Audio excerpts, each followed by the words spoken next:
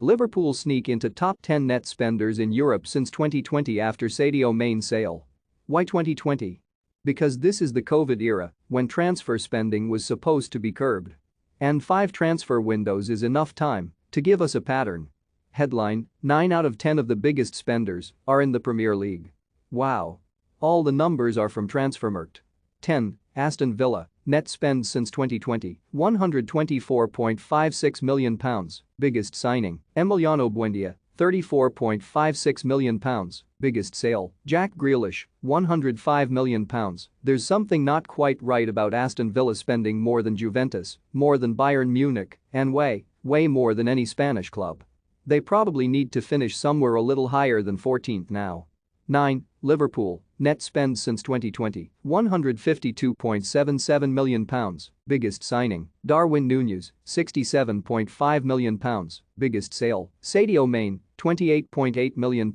What we do know is that Liverpool are unlikely to buy again this summer, but they are likely to scrape together a few quid from the sales of Takumi Minamino, Nat Phillips and Nico Williams. All of which does not quite add up to very little money, net.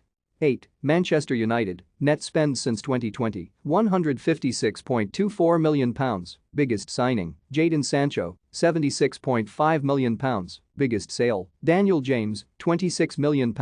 Maybe we should give Manchester United some rare praise for extorting that fee from Leeds for Daniel James. You would have to say that they have generally got very little bang for their buck, mind. And they will need to spend this summer to even start to catch up. 7. Manchester City, net spend since 2020, £156.47 million, biggest signing, Jack Grealish, £105 million, biggest sale, Leroy Sane, £54 million. Nobody spends more than Manchester City, but nobody takes more than Manchester City, who have sold Mane and Ferran Torres for significant sums and will likely sell Raheem Sterling and Gabriel Jesus for similar figures this summer, which will offset any money they spend on a new left back and central midfielder. 6. Paris Saint-Germain, net spend since 2020, £158.49 million, biggest signing, Achraf Hakimi, £59.85 million, biggest sale, Mitchell Bakker, £6.3 million. Nobody leaves PSG for money. And everybody joins or stays at PSG for ludicrous wages, which is not quite reflected in their actual transfer spending. 5. Tottenham Hotspur, net spend since 2020, £163.06 million, biggest signing, Giovanni Lo Celso, £28.8 million, biggest sale, Juan Foyth, £13.5 million. No massive signings in this timeframe, but rather too many £15.30 meters incomings, the vast majority of which have been achingly average or worse. Things appear to be looking up with the signings of Rodrigo Bentancur and Yves Bissouma on Antonio Conte's watch, but Daniel Levy might want to get a few quid in for Harry Winks, Tanguy Ndombele and co.